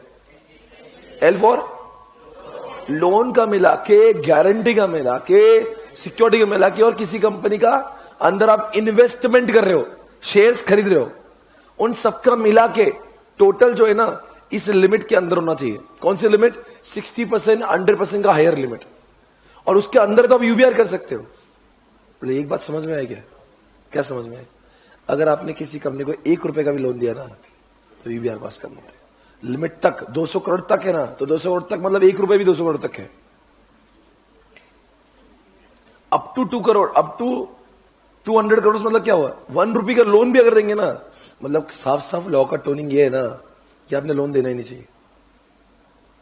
एक कंपनी किसी को लोन, ये सेक्शन किसको एप्लीकेबल नहीं है? जो ऑलरेडी बैंक्स में है, जिनका एनबीएफसी है, जिनका इन्वेस्टमेंट बैंकिंग कंपनी, जिसका धंधा रोजी रोटी रूटीन कोर्स ऑफ बिजनेस ही वही है, तो उनके लिए नहीं। पर जिन लोग का बिजनेस ही नहीं है और वो दूसरे कंपनी में LGS कर रहे होंगे, तो उनको हर एक क्षण में एक एक रुपए के लिए यूबीआर पास करना जरूरी है, और लिमिट से ऊपर तो यूबीआर तो लगेगा ही, ऐसा नहीं। पर आप जब लोन देंगे ना, कम से कम उतना तो इंटरेस्ट चार्ज कर ही लेना जितना कि गवर्नमेंट बॉन्ड का रेट होता है। याद रख लेना इस बात को, ये लिखा देखो गवर्नमेंट बॉन्ड्स का रेट, ये तो लिखा ना, देखो ये क्या है, याद है? गवर्नमेंट बॉन्ड्स के जितने रेट होते हैं, 1 साल 3 साल 5 साल का जो गवर्नमेंट बॉन्ड होता है, उतने तो पैसे लेने पड़ेगा। पर आपको मालूम है इसमें एक अमेंडमेंट आया ना है, वो अमेंडमेंट क्या बन गया? अगर कोई गवर्नमेंट कंपनी ने रिसर्च एंड डेवलपमेंट के लिए पैसा दिया होगा, और ऐसी गवर्नमेंट कंपनी जिसके अंदर 26% पैसा जो है, एक तो सीजीएसजीआर दोनों का मिला के है, ऐसी गवर्नमेंट कंपनी किसी को रिसर्च और डेवलपमेंट के लिए पैसा दे रही है, तो उसका इंटरेस्ट ले ना ले कोई फर्क नहीं पड़ता। गवर्नमेंट के बॉन्ड के इतना रेट नहीं होना चाहिए। या कोई सेक्शन 8 कंपनी है, कोई सेक्शन 8 कंपनी है, अगर वो डोनेट कर रही है रिसर्च और डेवलपमेंट के लिए, तो उनको भी कितना भी इंटरेस्ट, मतलब अगर मैं सेक्शन 8 कंपनी हूं और आपकी रिसर्च एंड डेवलपमेंट कंपनी है, मैं आपको लोन दे रहा हूं, तो मैं आपको लोन दूंगा, फोकट में भी दे तो चलेगा। समझा क्या? ये इस बार का अमेंडमेंट है, और ये अमेंडमेंट तो मैंने पढ़ा दी, ये पूरा सेक्शन हो गया।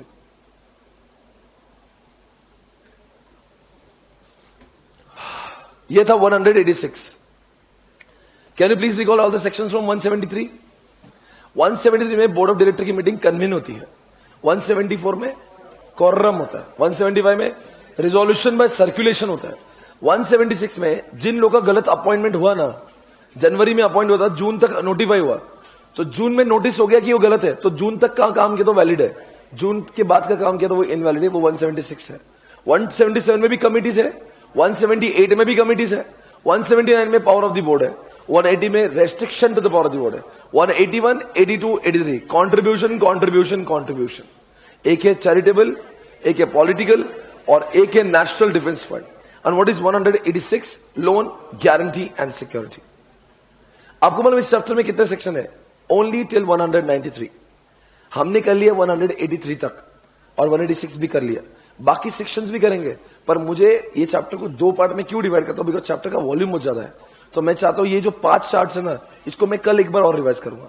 जब ये 5 चैप्टर्स के 5 चार्ट्स के ऊपर आपकी पकड़ हो जाएगी, तो हम लोग मूव करेंगे रिमेनिंग 3 चार्ट्स के ऊपर। फिर 1-2 दिन वो पूछूंगा, फिर हम इसे क्वेश्चन बैंक करेंगे। Hi guys, are you there? तो बताओ क्या क्या सेक्शन देखे आपने 173 से लेके अभी तक? 173 में क्या देखा? कितने मीटिंग होना चाहिए एक साल भर में? Sure? The gap between 2 meeting should not be more then. अरे अब तो बोलो ना, अभी तो हो ना रे। कौन सी ऐसी कंपनी जो साल में 2 बार मीटिंग ले सकती है? 1 person company, dormant company, small company, private company जो स्टार्टअप में है। याद है कितना कोरम होना चाहिए? अरे बोलो रे, 1/3 और 2 विचोरीज। याद है 1/3 और 2 विचोरीज। एक बात पूछू क्या? जिस कंपनी में 12 में से 8 लोग अगर इंटरेस्टेड होंगे, तो क्या बोलो ना, 4 लोग होना चाहिए, और 12 में से 9 लोग इंटरेस्टेड है, मतलब जो आप क्या बोल रहे हैं, रिमेनिंग डायरेक्टर्स और 2 विचोरीज हायर। याद रख लेना, क्वेश्चन एग्जामिनेशन में पूछा हुआ है। 12 में से 10 डायरेक्टर इंटरेस्टेड है, 10 तो बैठ नहीं पाएंगे। अब 2 और 2 विचोरीज मतलब 2, पर 12 में से 11 लोग इंटरेस्टेड है, तो 1 और 2 विचोरीज हायर, तो 2 बैठना चाहिए, 2 तो है ही नहीं। अब क्या करेंगे? ये तो डेडलॉक हो गया ना, डेडलॉक हो गया। एक कंडीशन होता है डेडलॉक। अब क्या करेंगे? तो गुत्थी सुलझ नहीं सकती, अब क्या करेंगे? ऐसे केस में आपको एडिशनल डायरेक्टर अपॉइंट करना पड़ेंगे, और वो भी नहीं हो पा रहा है, तो आपको ये मैटर शेयर होल्डर्स के पास देना पड़ेगा। देखते कितने लोग याद कर पाएंगे। दुनिया में 2 टाइप के रिजोल्यूशन होते हैं,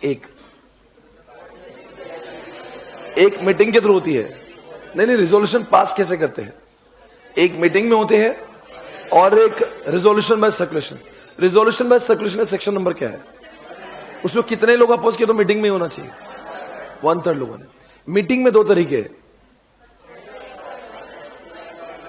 क्लासेस के 2 टाइप है ना, face to face class, virtual class, वैसा ही। हाँ, मीटिंग के 2 तरीके कौन से? एक फेस टू फेस क्लास है, एक वर्चुअल क्लासेस है। कौन से ऐसे काम है 4 जो वर्चुअल मीटिंग में नहीं हो सकते? फाइनेंशियल स्टेटमेंट को अप्रूवल, बोर्ड ऑफ डायरेक्टर का अप्रूवल, सुनाई नहीं दे रहा, अमलगमेशन मर्जर का अप्रूवल, ऑडिट रिपोर्ट का अप्रूवल। ये सारे काम कहां पे होना चाहिए? फेस टू फेस में होना। कितने दिनों की नोटिस मिलना चाहिए? शॉर्ट नोटिस हो सकती है, कैसे हो सकती है? एक आईडी होना चाहिए, और वो आईडी नहीं है तो रेटिफाई कर सकता, फर्दर अप्रूवल चलेगा। नोटिस जिसको दी है, क्या उस नोटिस में ये भी होना चाहिए कि तुम लोग वर्चुअल में आ सकते हो, और जिसको आना है उसने भी बोलना चाहिए मैं वर्चुअल में। उसको कितने बार बोलना पड़ेगा? हर बार बोलना पड़ेगा। अगर यदि वो एक बार भी बोलता है कि मैं साल भर ऐसे होऊंगा तो चल सकता है, पर अचानक से फिजिकल में आ गया तो वो भी चले। नोटिस किसको देना चाहिए? इंटरेस्टेड को, नॉन इंटरेस्टेड को, इंडिया में है, फॉरेन में है। अरे भाई ईमेल है, ईमेल पे डाल देंगे, इंडिया फॉरेन की क्या बात है। अच्छा, ऑल्टरनेट डायरेक्टर को देंगे क्या नोटिस? अच्छा, व्हाट इज सेक्शन 176? इधर देखो मेरी आंखों में, आप बताओ, बोलो। वैलिडिटी ऑफ कॉन्ट्रैक्ट, उसका अपॉइंटमेंट जून में, जनवरी में होता। जून में we have identified it was a wrong selection, he was disqualified, still he is working after June also, it is invalid, but he is working till June, entire work which is done till June is valid. Okay, section number next कौन सा? 177 and 178। अरे बोलो ना फटाफट, अब तो अभी तो रिवाइज किया ना रे। 177 में ऑडिट कमेटी, ये इसको क्या बोलते हैं? मैं आपको ये रिवीजन मैंने कहां से सीखा, मैं आपको बताता हूं। अभी मैंने रिवाइज किया ना, वापस क्यों कर रहा हूं मैं, तुम्हें बताओ। ये रिवीजन पहले वाले से ज्यादा फायदे की, ये वाली। पहले वाले में समझा, अब दिमाग में रजिस्टर हो रहा है। ये मैंने समझा जब मैं जिम करता था ना, मैं जिम में एक बात समझा था। पहले सेट में सिर्फ वार्म अप होता है, बॉडी वार्म अप से नहीं बनती। वो जब बॉडी एग्जॉस्ट होती है ना, उसके बाद में जब हम लोग एक सेट करते हैं ना, उससे बॉडी बनती है। सपोज आप चेस्ट कर रहे हो, बाइसेप्स कर रहे हो, तो क्या करता है, पहले लाइट देंगे आपको, आपकी बॉडी को वार्म करेगा, तो फिर आपकी बॉडी उसमें टेम्परेचर हीट हाई होता है और आपकी बॉडी का ब्लड सर्कुलेशन चालू होता है। बॉडी वहां बनती नहीं, उससे सिर्फ आपकी बॉडी को क्या हुआ, एक माहौल बना, एक मोमेंटम क्रिएट हुआ। उसके बाद में व्हेन यू गेट एग्जॉस्टेड, जब आप उसके अंदर रिपीटेशन करोगे तो उसके बाद में आपके मसल्स का साइज बढ़ता है। ये वो चल रहा है। आपने पहले रिवीजन में सिर्फ समझा, ओके, आपको इतना खास तरीके से रिकॉल नहीं हुआ। अब मैं बोल रहा हूं ना, अब वो दिमाग में घुसेगा। अब घुसेगा नहीं, रजिस्टर्ड होगा, रिटेंशन होगा। इसलिए घर पे जब पढ़ाई करो ना, ऐसे पढ़ाई करने का। आपने पढ़ा कि लगेज उसको वापस देने का, इसको हौलापन बोलते। लोग बोलेंगे क्या वही पढ़ रहा? हाँ मैं पढ़ रहा हूं, पागल हूं मैं, तेरे कोई प्रॉब्लम है? मैं पागल हूं। 2 चैप्टर मत करो, 10 में से 8 ही करो, पर जो कर रहे ना उसका हर कोई कोपचा आपको बताना चाहिए। और eight any point of time if somebody is asking you, कैसा, तो मैं आपको एग्जामिनेशन ये बताता हूं। कुछ लोग बोलते हैं अकाउंट्स हो गए क्या? हाँ अकाउंट्स हो गया, रिवाइज हो गया। अच्छा कुछ पूछो क्या? नहीं अभी मत पूछ। क्यों भाई तूने रिवाइज? अभी नहीं, वो और एक बार जब करूंगा। ये लोग बोलते हैं ये जो है ना, इसको ये रिवीजन नहीं किया, टाइम पास किया। और वो क्या करेगा, आज अकाउंट्स करेगा ना, अब इसका अकाउंट्स का नंबर 1.5 महीने बाद लगेगा। अभी अकाउंट्स करेगा, फिर 7 सब्जेक्ट्स और करेगा, फिर और अकाउंट्स पे आएगा। तब तक जो थोड़ा बहुत समझा था ना उसको, ये पूरा चला गया, वैनिश हो चुका है। फिर बोलता है कि मैं इतनी पढ़ाई किया, फेल हो जाता हूं मैं। अरे तो अभी 10 अटेम्प्ट भी पढ़ाई करें तो फेल ही जाएगा तू उसी लायक है। तू गलत नहीं, तेरे तरीके गलत है। आज जो समझा है ना, उसको कल वापस लेने का, अकेले में। कल 6 घंटे पढ़ाना, अब सिर्फ आधे घंटे में हो जाएगा वो। पर पेशेंस नहीं है ना इंसानों में। कल 6 घंटे गला है, फिर उसको क्या लगता है 2 दिन से मैं एक ही चैप्टर कर रहा हूं, इतना सिलेबस बाकी। वो बाकी सिलेबस को देख देख के इसको टेंशन लेता है। कुछ लोग होते हैं ना, जो पढ़ते उसका नहीं सोचते, और वो लॉ पढ़ रहा ना, उसको अकाउंट्स याद आएगा। अरे अकाउंट्स का क्या होगा, फिर बाजू में उसको एसएफएम भी लिखा, अरे ये तो बहुत बाकी है। तो अब इसका इधर ध्यान नहीं उसका, वो पढ़ रहा लॉ, सोच रहा एसएफएम के बारे में। ये लोग कभी भी पास होने लायक नहीं, ये धोबी का कुत्ता बन जाते हैं बस। ऐसे लोग थोड़ी ना पास होते। ऐसा इसको नहीं पास, उसको बोलते ये पढ़ाया ना मैंने। अब at any point of time if you ask me, I should be able to answer this, तब बोलते पढ़ाई हो रही है। क्या चैप्टर्स फिनिश करने के लिए खुद के मन को तसली, 10 रिवीजन हो गए, 12 हो गए, 16 घंटे पढ़ता हो। बेटा तू उसी लायक है, तू इस अटेम्प्ट में भी फेल होगा, आने वाले अटेम्प्ट्स में भी फेल होगा। ऐसे पढ़ते हुए ये पढ़ा ना, इसको ही जब चैप्टर 3 कर रहा हूं 1 2 3 पढ़ूंगा, चैप्टर 4 करूंगा 1 2 3 4 पढ़ूंगा, चैप्टर 5 पढ़ूंगा 1 2 3 4 5 पढ़ूंगा। ऐसा करते करते 7 भी चैप्टर होना चलेगा। 10 में से 7 भी खत्म किया तो फिर भी पास होंगे आप, क्योंकि 7 में का सब कुछ आता है। 10 पढ़ के कुछ भी नहीं आता तो क्या करेंगे। और उसकी रिवीजन में इतना गैप नहीं होना चाहिए आपके जैसा, क्योंकि आपके 8 सब्जेक्ट आप ऐसा लंबा चौड़ा गैप लेते ना, तब तक तो पूरा दिमाग से जाता है वो। और लॉ में देख रहे हैं आप, ऐसा छोटू छोटू पॉइंट है, एक एक चैप्टर में हजारों प्रोविजंस होंगे उसके।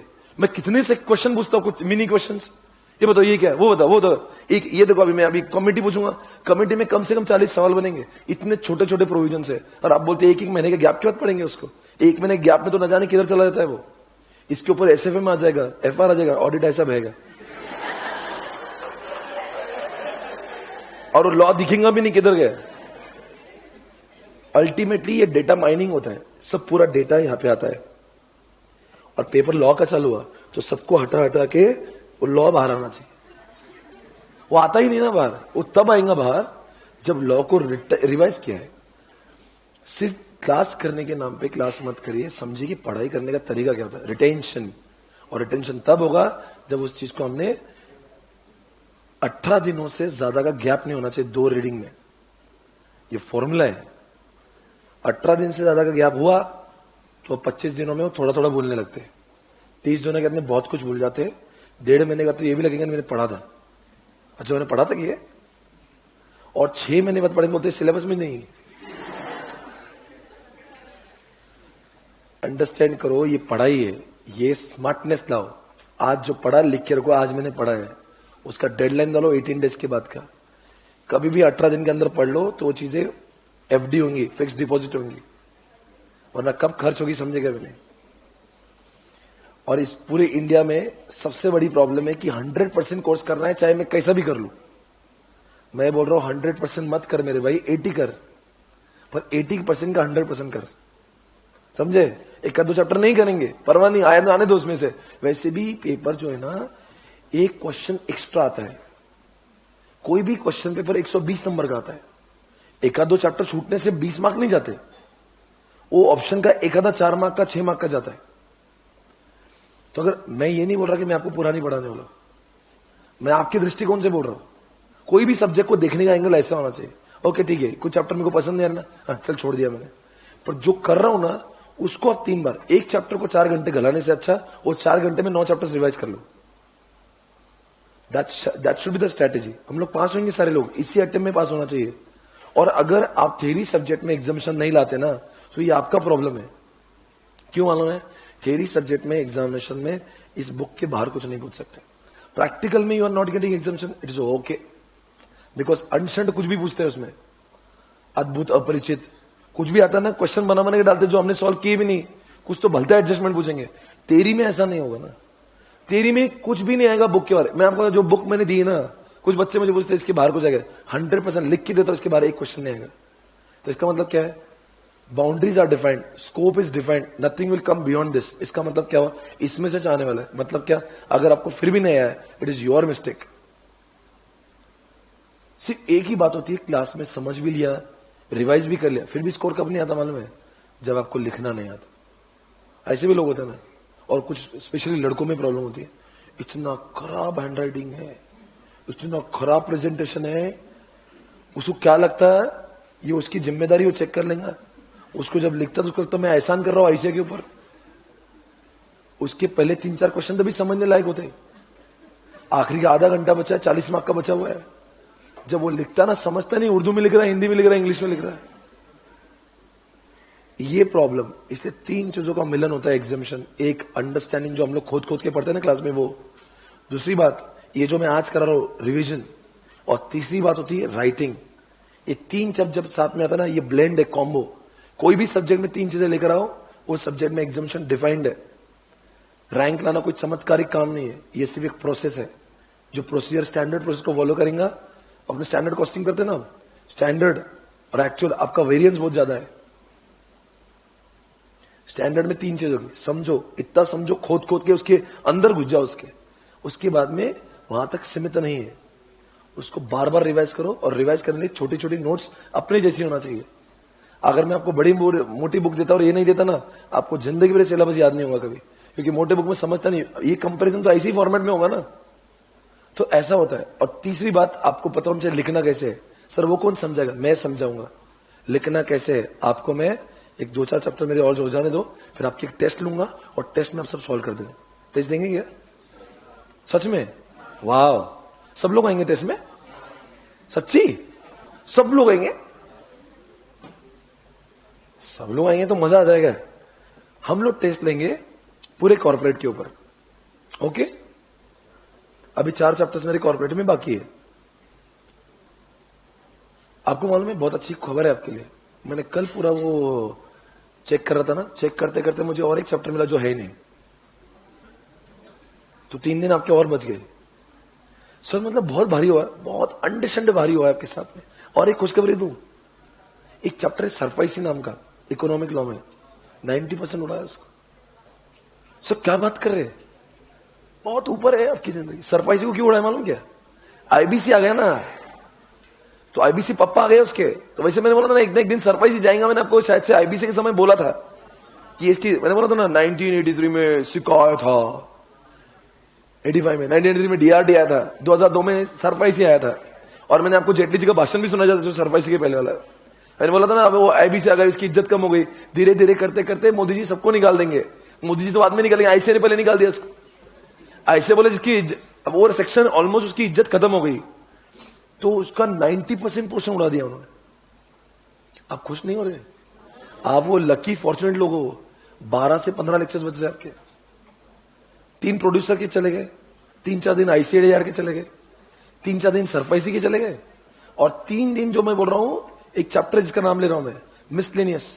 वो मिसलेनियस को तो ऐसा कर दिया उन्होंने, मतलब माहौल बना दिया उन्होंने, पूरा ही हटा दिया ऑलमोस्ट। 3 से 4 दिन उसको लगते थे, और 25-30 सेक्शन वाइंडिंग अप की उड़ा दिए। बेस्ट है। अब देखना, एग्जामिशन आपसे दूर नहीं है। क्या होता है ना, इतना बड़ा सिलेबस होता है ना, वो चैप्टर पढ़ने का प्रॉब्लम नहीं है, उसको रिवीजन में वो टाइम खाता है बहुत।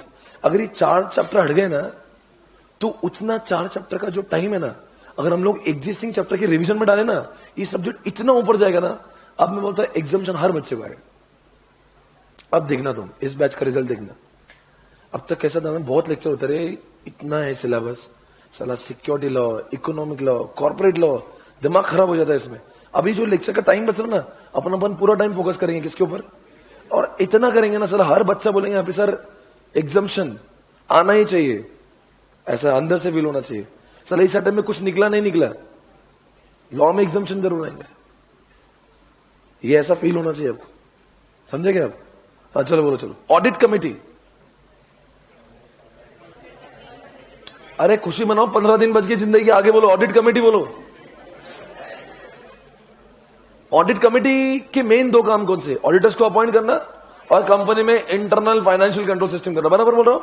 हाँ चलो, और भी कुछ भी बोलो। ऑडिट कमेटी किसको एप्लीकेबल है? ऑल द लिस्टेड, बाकी लोग 10 करोड़ 50 करोड़। What is 10 crore? 50 करोड़, 100 करोड़, और तीनों के तीनों है, तीनों में से कोई भी एक। अब बताएंगे ये जो ऑडिट कमेटी है उसमें कम से कम कितने लोग होना चाहिए, और मेजोरिटी लोग कौन होना चाहिए, और एक कंडीशन, इनके हर कोई बंदे को क्या नॉलेज होना चाहिए। विजिल के सारे लोग कौन होते हैं, और ऑडिट कमेटी जिसमें नहीं विजिल है तो उसको बोर्ड ऑफ डायरेक्टर मैनेज कर। विजिल कौन से कंपनीज को एप्लीकेबल है? Listed companies, unlisted listed company तो है, और जो बाकी कंपनीज है अनलिस्टेड, उन्होंने अगर डिपॉजिट पब्लिक से कुछ भी लिया होगा, या फिर बोरोइंग 50 करोड़ से ज्यादा की होगी। वैसे विजिल का काम क्या है? जितने भी एम्प्लॉइज और डायरेक्टर राखी सावंत जैसे नाखुश है वो जाएंगे, पर छिछोरी राखी सावंत होगी तो उसको पनिशमेंट देंगे, और जो जेन्युइन कंसर्न है प्रियंका चोपड़ा का, उसको वो प्रोटेक्शन भी देंगे। 2 टाइप के लोग हैं, एक साथ में जेन्युइन है तो ये विजिल वाले लोग जो है, शक्ति कपूर जैसे लोग जो उसके अंदर बैठे हुए हैं, वो उसको प्रोटेक्ट करेंगे। और कोई इंसान छिछोरा कंप्लेन लेके टाइम पास कर रहा है तो उसको पनिशमेंट भी देते हैं। What is NRC?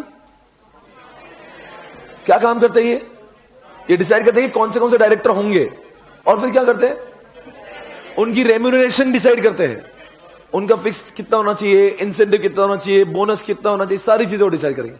अच्छा, वो अपॉइंट करते हैं या सिर्फ नॉमिनेट करेंगे? अपॉइंटमेंट तो इसी होगा 152 में जो होता है, every director should be appointed general meeting, वो तो वैसे होना है, वैसे नॉमिनेट करते हैं। कौन से कंपनीज को एप्लीकेबल है एनआरसी? अभी बोलो, all the listed companies, unlisted में बोलो। 10 करोड़ 50 करोड़, 10 करोड़ क्या रे भाई, ये 50 करोड़ और 100 करोड़, तीनों क्या तीनों है, तीनों में से एक। तो क्या फॉलो करना पड़ेगा? अच्छा है, एनआरसी में कितने लोग होना चाहिए? 3, उससे आधे से ज्यादा लोग क्या होना चाहिए? आईडी होना चाहिए। और कौन कौन नहीं हो सकता? Chairperson of the main company can not be the chairperson of. SRC का लॉन्ग फॉर्म बोलो, नाम मिलेगा। स्टेक होल्डर मतलब सिक्योरिटी होल्डर्स, यानी कि कौन? Deposit holders, debenture holders, share holder. अगर इनकी संख्या कितनी होना चाहिए? 1000 से ज्यादा होंगी तो क्या पास करेंगे वहां पे? क्या लाएंगे वहां पे? एसआरसी लाएंगे। अब बताओ एसआरसी जो है वो किसके दुख दर्द सॉल्व करता है? सपोज शेयर होल्डर को डिविडेंड नहीं मिला, डिबेंचर होल्डर को इंटरेस्ट नहीं मिला, कहां जाएंगे? एसआरसी के पास।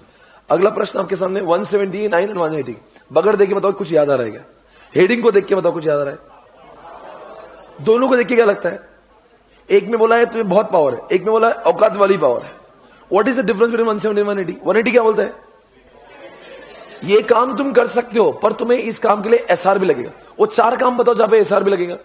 अब भी क्या दे? नंबर वन, एक तो आपने किसी डायरेक्टर का लोन माफ कर दिया। 20% से ज्यादा वाले अंडरटेकिंग बेचते हो, परचेस कंसिडरेशन को स्पेंड करना है तो, और present borrowing plus propose borrowing अगर वो FR SP paid up share capital से ज्यादा होंगी उस केस में आपको क्या पास करना पड़ेगा? मतलब यहां पे बीआर नहीं लगेगा। तो आप ऐसा एसआर क्यों बोलते हो? बीआर एंड बीएम लो में सर, मतलब पहले बोर्ड रेजोल्यूशन पास होगा फिर एसआर पास होगा। अगला प्रश्न, बोर्ड ऑफ डायरेक्टर्स के पावर्स कौन से होते हैं? या फिर इस सेक्शन को ऐसे पढ़ते हैं, ये जो पावर है ना, एक अगर रिलायंस के 15 डायरेक्टर है तो ये पावर अकेला डायरेक्टर एक्सरसाइज नहीं कर सकता, इसके लिए पूरी बोर्ड की बॉडी चाहिए। बीआर पास करना, वो भी मतलब रिजोल्यूशन बाय सर्कुलेशन नहीं चलेगा। बीएम मतलब कौन सी बीएम चलेगी? फेस टू फेस ही चलेगी सर। मैंने आपको बताया मीटिंग 2 टाइप की होती है, फेस टू फेस भी होती है, वर्चुअल, दोनों भी चलेंगे। पर क्या नहीं चलेगा? सर्कुलेशन नहीं चलेगा। बता कौन से काम कर सकते हैं यहां पे? सीबीएसई का फालतू बच्चा लड़कियों पे बिल उड़ाता है, मम्मी डांटती है, ऑडिटर पे किया जाता है। Okay, C for what? B से बायबैक, एस से सिक्योरिटी इशू करना, आईपीओ लेना। सीबीएसई का फालतू फाइनेंशियल स्टेटमेंट को अप्रूव करना। आगे बोलो। बी से बोरोइंग, आई से इन्वेस्टमेंट, एल से लोन, डी से diversification, amalgamation, take over, auditors का अपॉइंटमेंट, पी से पॉलिटिकल कॉन्ट्रीब्यूशन, एंड के से व्हाट? इन सबका अपॉइंटमेंट। ये सब जो करना है वो कौन करेगा? इसमें से कौन से 3 पावर जो डेलीगेट हो सकते हैं? बिल, याद रखना, बिल अकेला डेलीगेट होता है। बी से बोरोइंग, आई से इन्वेस्टमेंट, एल से लोन, ये 3 ही काम डेलीगेट हो सकते हैं। कौन कर सकता है डेलीगेट? ये बोर्ड ऑफ डायरेक्टर। किसको करेंगे डेलीगेट? देखो 4 लोग हैं। एक तो एमडी को डेलीगेट करेंगे, या फिर कमिटी जो नहीं ऑडिट कमेटी, वो कमेटी उनके डायरेक्टर्स को करेंगे, या कोई उनका प्रिंसिपल ऑफिस होगा जैसे सीईओ होगा उसको डेलीगेट करेंगे, या फिर कोई बड़ी ब्रांच है उसका जो मैनेजर है उसको डेलीगेट करेंगे। ये तो आपको मालूम ही है। अरे यार ये क्या है? कॉन्ट्रीब्यूशन ए कॉन्ट्रीब्यूशन नंबर 1 181 वाला चैरिटेबल, 182 वाला पॉलिटिकल, 183 नेशनल डिफेंस में, 181 अप टू 5% कर सकते हैं बीआरएनबीएम से, उसके ऊपर ज्यादा ओआर करेंगे। उसके बाद बोलो पॉलिटिकल कॉन्ट्रीब्यूशन का कोई लिमिट नहीं है, कौन सी कंपनी नहीं कर सकती? जो गवर्नमेंट कंपनी है जिसके 3 साल कंप्लीट नहीं हुआ, कितना कर सकती? कितना भी कर सकती है। पॉलिटिकल कॉन्ट्रीब्यूशन कौन कर सकता है? सिर्फ बोर्ड कर सकता है। एंड 183 नेशनल डिफेंस फंड, बोलो क्या कितना कर सकता है? कितना भी कर सकते हैं। कौन कर सकता है? बीआर भी चलेगा। ये 3 सेक्शन तो एकदम लॉलीपॉप सेक्शन है, कुछ भी नहीं है इसमें। क्या किया आपने? कुछ भी नहीं किया। 186 बोल के दिखाएंगे आखिर में। देखो इस चैप्टर में 8 पेजेस है, 8 के 5 पेज खत्म हो रहे हैं, मतलब मेजोरिटी चैप्टर खत्म हो रहा है। कल के सत्र में हम लोग 3 पेजेस को रिवाइज करेंगे। बताएंगे दोस्तों 186 लोन गारंटी सिक्योरिटी का अमाउंट कितने से ज्यादा होना नहीं चाहिए? 60% of what? Paid up share capital,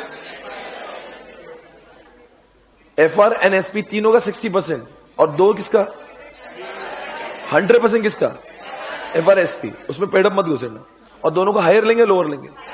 higher तक क्या मतलब? हायर की अमाउंट 200 करोड़ तो अप टू 200 करोड़, मतलब एलजीएस है तीनों का अलग अलग। एलजीएस की तीनों की टोटल अगर 200 करोड़ से कम होगी यूबीआर, उसके ऊपर जा रही होगी तो यूबीआर प्लस। अच्छा है, उसका इंटरेस्ट कितना होना चाहिए? गवर्नमेंट के बॉन्ड। कौन से लोगों को इंटरेस्ट फॉलो करने की जरूरत नहीं? जिस कंपनी के अंदर गवर्नमेंट का 26% है, यानी कि गवर्नमेंट कंपनी है और वो रिसर्च एंड डेवलपमेंट को दे रही है, या सेक्शन 8 वाली कंपनी रिसर्च एंड डेवलपमेंट को दे रही है, तो उनको ये इंटरेस्ट रेट फॉलो करने की जरूरत नहीं है। पर बताओ लोन देने से पहले क्या फाइनेंशियल इंस्टीट्यूशंस को पूछना जरूरी है क्या? कौन से 3 जगह पे पूछना पड़ेगा? अब देखो भाई, विद इन लिमिट है पर डिफॉल्ट किया होगा, और लिमिट के बाहर तुम डिफॉल्ट करे ना करे, कब नहीं लेना पड़ता? लिमिट के अंदर भी है, डिफॉल्ट भी नहीं कर रहे, अच्छा है ना, तो फिर क्यों पूछेंगे? अच्छी बात। अब बताओ क्या बोलेंगे उसके बारे में, कुछ भी बोलो। कौन से रजिस्टर में मेंटेन होना चाहिए? एमबीबीडो। क्या होना चाहिए? किसको लोन दे रहे, किसको गारंटी दे रहे, वो भी क्रोनोलॉजिकल होना चाहिए, और मेंबर्स को इंस्पेक्शन करने का राइट होना चाहिए। अच्छा है, ये सब बराबर हुआ। अब बताओ कौन से कंपनीज को 186 एप्लीकेबल नहीं है?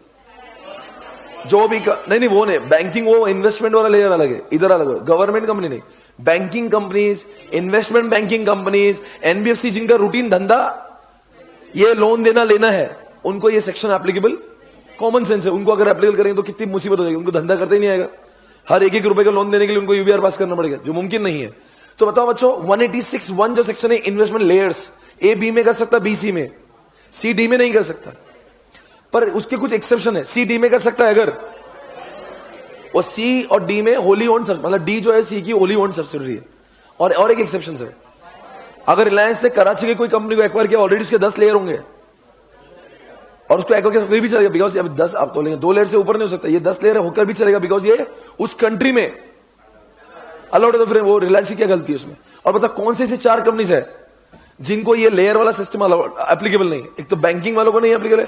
बैंकिंग वाले कितने लेयर करेंगे वो आरबीआई बोलेगा, इंश्योरेंस कितना करेंगे वो आईआरडीए बोलेगा, और तीसरी बात गवर्नमेंट कितना दो गवर्नमेंट बोलेगा, और फोर्थ एनबीएफसी।